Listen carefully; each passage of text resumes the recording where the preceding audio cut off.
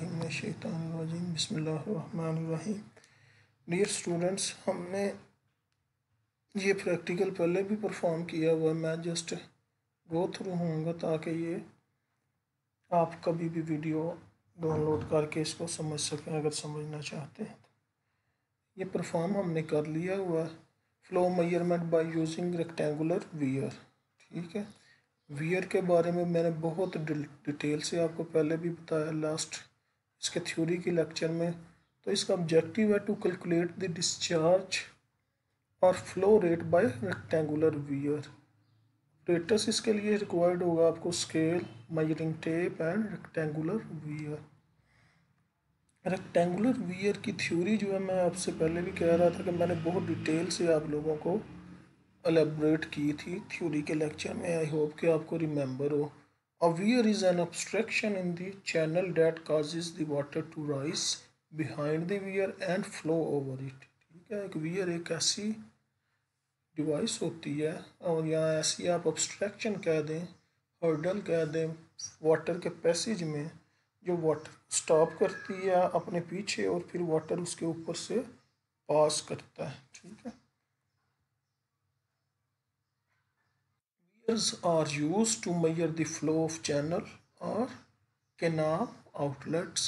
there is और ये सबसे पुराना मेथड है डिस्चार्ज फाइंड आउट करने का। एक्चुअली जो वियर होती है वो बहुत इजीली कंस्ट्रक्टेबल होती है, यानी कि आप उसको बहुत इजीली बना सकते हैं। तो इसलिए ये बड़ी फेमस है फॉर डिस्चार्ज मेजरमेंट्स।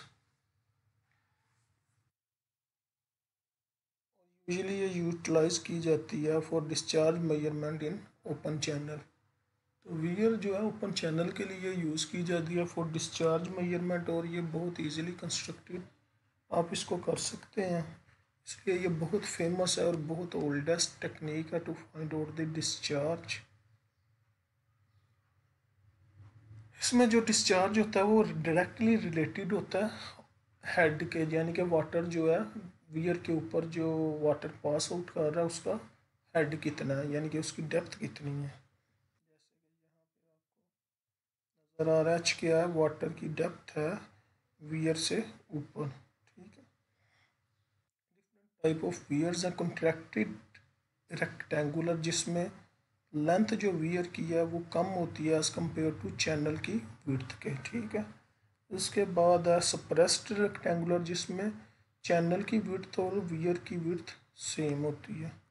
इसका दूसरा व्यू आपको शो किया हुआ है। एच क्या है, क्रस्ट से लेके ऊपर तक का जो वाटर का हेड है, डेट इज एच। पी क्या है, क्रस्ट से लेके बॉटम तक।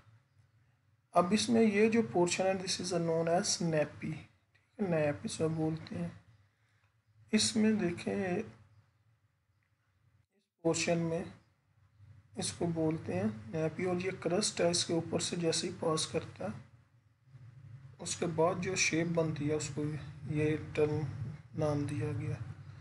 तो rectangular weirs can be suppressed, partially contracted and fully contracted, जैसे कि ये अभी पीछे दो तीन टाइप्स मैंने दिखाई हैं। Suppressed mean there are no contraction. Suppressed अभी अभी आपने पीछे फिगर देखी है ये वाली बी, ये सप्रेस्ड है कि कोई कंट्रैक्शन नहीं होती, जितनी चैनल की विड्थ होती है उतनी वियर की विड्थ होती है।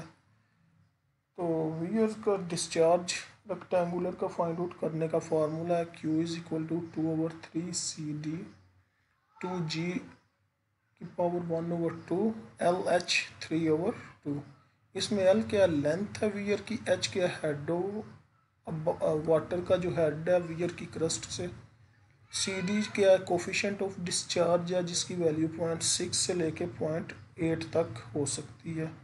आप इनके दरमियान कोई भी एज्यूम कर सकते हैं। क्या डिस्चार्ज कोफिशिएंट है, जी क्या ग्रेविटेशनल कांस्टेंट है, इसकी वैल्यू कांस्टेंट ही रहती है 9.81 मीटर पर स्क्वायर सेकंड एक्चुअली होती। और क्रस्ट लेंथ जो है एल जो है वो क्रस्ट लेंथ है।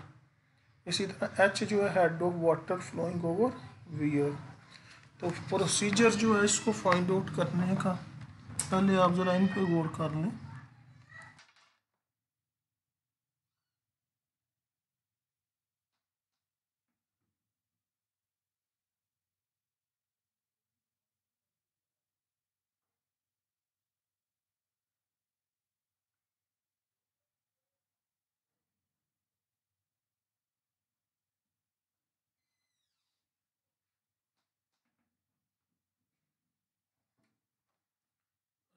ये आपको फार्मूला देख लिया आप लोगों ने, डिफरेंट इसके जो पैरामीटर्स हैं वो भी आपने देख लिए हैं।